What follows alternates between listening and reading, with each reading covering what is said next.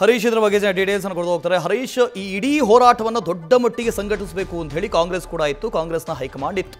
ಆದರೆ ರಾಜಣ್ಣ ಅವರ ಹೇಳಿಕೆ ತಣ್ಣೀರೆರಚಿದಂತಾಗಿತ್ತು ಅಂತ. ಸೊ ಈಗ ರೋಡ್ ಕ್ಲಿಯರ್ ಆಯಿತು. ರಾಜಣ್ಣ ಏನಾದರೂ ರಿಯಾಕ್ಟ್ ಮಾಡಿದಾರಾ ಇದರ ಬಗ್ಗೆ?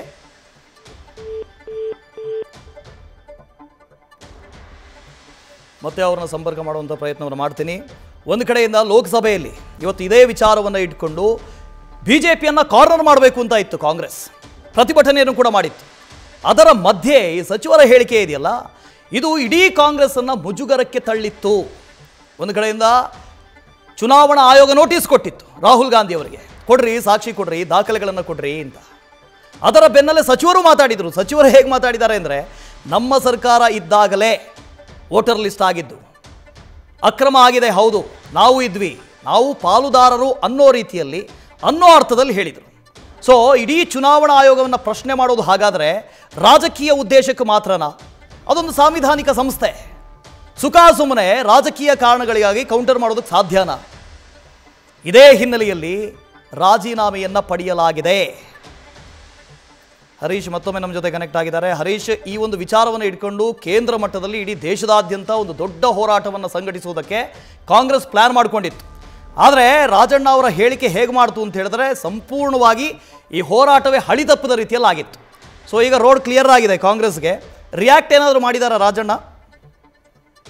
ಹೊಸದೇವು ಈ ರಾಜ್ಯ ಕಾಂಗ್ರೆಸ್ನಲ್ಲಿ ಇತ್ತೀಚಿನ ಬೆಳವಣಿಗೆ ಹಿನ್ನೆಲೆಯಲ್ಲಿ ಕೂಡ ಸಚಿವ KN ರಾಜಣ್ಣ ಅವರು ತಮ್ಮ ಸ್ಥಾನಕ್ಕೆ ರಾಜೀನಾಮೆ ನೀಡುವಂತ ನಿಟ್ಟಿನಲ್ಲಿ ಕೂಡ ಈಗ ರಾಜಭವನದತ್ತ ತೆರಳಿದ್ದಾರೆ ಅನ್ನುವಂಥದ್ದು ಕೂಡ ಈಗ ಗೊತ್ತಾಗ್ತಿದೆ.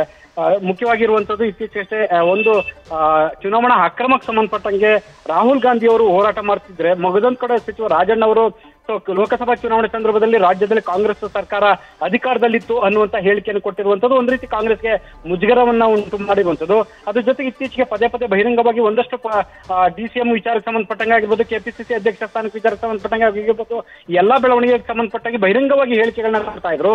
ಅದಷ್ಟೇ ಅಲ್ಲ, ಉಸ್ತುವಾರಿ ಸಭೆ ನಡೆಸುವಂತ ವಿಚಾರಕ್ಕೆ ಸಂಬಂಧಪಟ್ಟಂಗೆ ಕೂಡ ಬಹಿರಂಗವಾಗಿ ಅಸಮಾಧಾನವನ್ನು ಕೂಡ ವ್ಯಕ್ತಪಡಿಸಿದ್ರು. ಸೊ ಇದ್ರ ಬೆನ್ನಲ್ಲೇ ಈಗ ಹೈಕಮಾಂಡ್ ನಾಯಕರು ಕೂಡ ಕೆಲವೊಂದು ವಿಚಾರಗಳಿಗೆ ಗರಂ ಆಗಿತ್ತು ಅನ್ನುವಂತ ಮಾಹಿತಿ ಲಭ್ಯ ಆಗಿದೆ. ಸೊ ಇತ್ತೀಚೆಗೆ ಏನು ಚುನಾವಣಾ ಅಕ್ರಮಕ್ಕೆ ಸಂಬಂಧಪಟ್ಟಂಗೆ ಒಂದು ಹೇಳಿಕೆಯನ್ನು ಕೊಟ್ಟಿದ್ರು, ಅದಕ್ಕೆ ಸಂಬಂಧಪಟ್ಟಂಗೆ ಕೂಡ ಹೈಕಮಾಂಡ್ ಗರಂ ಆಗಿತ್ತು. ಅದಕ್ಕೆ ಸಂಬಂಧಪಟ್ಟಂತ ಎಲ್ಲ ಮಾಹಿತಿಗಳನ್ನ, ಅವರ ಹೇಳಿಕೆಗಳಿಗೆ ಸಂಬಂಧಪಟ್ಟಂಗೆ ವಿಡಿಯೋ ಕ್ಲಿಪ್ಗಳನ್ನ ಕೂಡ ಹೈಕಮಾಂಡ್ ನಾಯಕರು ತರಿಸಿಕೊಂಡಿದ್ರು ಅನ್ನುವಂಥದ್ದು ಕೂಡ ಕೇಳ್ಬರ್ತಿದೆ. ಖುದ್ದು DCM DK ಶಿವಕುಮಾರ್ ಅವರ ಜೊತೆ ದೂರವಾಣಿಯಲ್ಲಿ ಸುರ್ಜೇವಾಲಾ ಅವರು ಚರ್ಚೆ ನಡೆಸಿದ್ರು. ಆ ಒಂದು ವಿಚಾರಕ್ಕೆ ಸಂಬಂಧಪಟ್ಟಂಗೆ ಕೂಡ ಈಗ ನೇರವಾಗಿ CM ಸಿದ್ದರಾಮಯ್ಯ ಅವರ ಜೊತೆ ಮಾತನಾಡಿ ಅನ್ನುವಂತ ಮಾತನ್ನ ಕೂಡ DCM DK ಶಿವಕುಮಾರ್ ಅವರು ಸುರ್ಜೇವಾಲಾ ಅವರು ಹೇಳಿದ್ರು. ಇದೆಲ್ಲ ಬೆಳವಣಿಗೆ ನಡುವೆ ಕೊನೆಗೂ ರಾಜಣ್ಣ ಅವರು ಈಗ ರಾಜೀನಾಮೆ ಕೊಡುವಂತ ನಿಟ್ಟಿನಲ್ಲಿ ಕೂಡ ಹೋಗಿದ್ದಾರೆ ಅನ್ನುವಂಥದ್ದು ಕೂಡ ಲಭ್ಯ ಆಗ್ತಿದೆ. ಸೊ ವಾಸುದೇವ್, ಅಲ್ಲ ಹರೀಶ್, ಈ ಹಿಂದೆ ಸಿದ್ದರಾಮಯ್ಯನವರ ಪರವಾಗಿ ಯಾವತ್ತೂ ರಾಜಣ್ಣ ನಿಂತಿದ್ದಾರೆ. DK ಶಿವಕುಮಾರ್ ಅವರ ವಿರುದ್ಧ ಪದೇ ಪದೇ ಹೇಳಿಕೆಗಳನ್ನು ಕೊಡ್ತಾನೆ ಬಂದಿದ್ದಾರೆ. DK ಶಿವಕುಮಾರ್ ಸಾಕಷ್ಟು ಬಾರಿ KN ರಾಜಣ್ಣ ಅವರನ್ನ ಕೆಳಗಿಳಿಸಬೇಕು ಅಂತಲೂ ಪ್ರಯತ್ನ ಪಟ್ಟಿದ್ದಾರೆ. ಅದರ ಜೊತೆಗೆ ಹನಿ ಟ್ರ್ಯಾಪ್ದು ಒಂದು ಬಂತು, ಆ ಹನಿ ಟ್ರ್ಯಾಪನ್ನು ಕೂಡ ಇಟ್ಕೊಂಡ್ರು, ಅದು ಸಾಧ್ಯ ಆಗಲಿಲ್ಲ. ಸೊ ಎಲ್ಲ ಒಂದು ಕಡೆ KPCC ಅಧ್ಯಕ್ಷರ ಕೈವಾಡ ಏನಾದರೂ ಇದೆಯಾ ಇಲ್ಲಿ?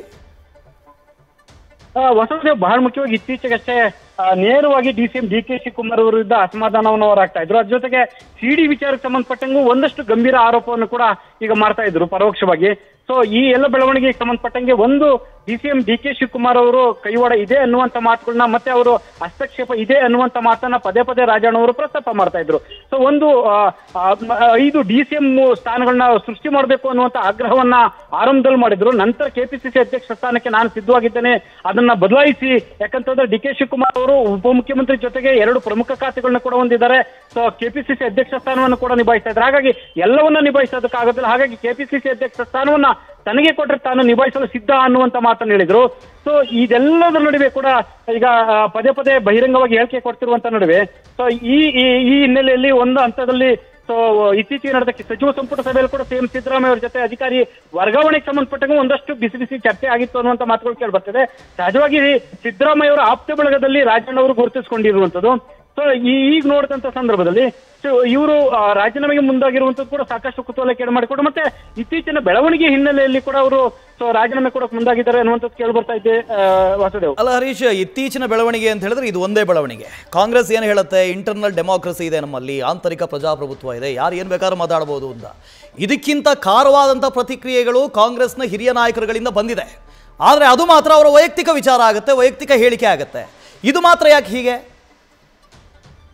ವಸುದೇವ್ ಇತ್ತೀಚೆಗೆ ಡಿಸಿಎಂ ಡಿ.ಕೆ. ಶಿವಕುಮಾರ್ ಅವರು ಕೂಡ ಒಂದು ಹಂತದಲ್ಲಿ ಹೈಕಮಾಂಡ್ ಮಟ್ಟದಲ್ಲಿ ರಾಜಣ್ಣ ಅವರು ಹೇಳಿಕೆಗೆ ಸಂಬಂಧಪಟ್ಟಂಗೆ ತೀವ್ರ ಆಕ್ರೋಶವನ್ನು ವ್ಯಕ್ತಪಡಿಸಿದ್ರು ಅನ್ನುವಂಥ ಮಾತುಗಳು ಕೇಳಿಬರ್ತಿದೆ. ಸೊ ರಾಜಣ್ಣ ಅವರಿಗೆ ನೋಟಿಸ್ ಅನ್ನು ಕೊಡಬೇಕು ಅನ್ನುವಂತಹ ಒತ್ತಡವನ್ನು ಡಿ.ಕೆ. ಶಿವಕುಮಾರ್ ಅವರು ಹೈಕಮಾಂಡ್ ಮೇಲೆ ಹಾಕಿದ್ರು ಅನ್ನುವಂಥದ್ದು ಕೂಡ ಕೇಳಿಬರ್ತಿದೆ.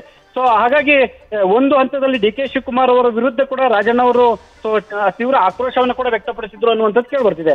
ಸೊ ಹಾಗಾಗಿ ಸದ್ಯದ ಬೆಳವಣಿಗೆಯಲ್ಲಿ ಅವರು ಯಾವ ನಿಲುವನ್ನ ಅನ್ನುವಂಥದ್ದು ಅಂದ್ರೆ ಸಿಎಂ ಸಿದ್ದರಾಮಯ್ಯ ಅವರ ಜೊತೆ ಈ ವಿಚಾರವಾಗಿ ಎಲ್ಲ ಚರ್ಚೆ ನಡೆಸಿದ್ದಾರೆ ಅನ್ನುವಂಥದ್ದು ಕೂಡ ಕೇಳಿಬರ್ತಿದೆ. ಆದ್ರೆ ಸಿಎಂ ಸಿದ್ದರಾಮಯ್ಯ ಅವರು ರಾಜಣ್ಣ ಅವರಿಗೆ ಏನನ್ನು ಹೇಳಿದ್ದಾರೆ ಅನ್ನುವಂಥದ್ದು ಸದ್ಯಕ್ಕೆ ಇನ್ನೂ ಸ್ಪಷ್ಟವಾಗಿ ಗೊತ್ತಾಗದೇ ಇರುವಂಥದ್ದು Vasudev. Okay, thank you Harish.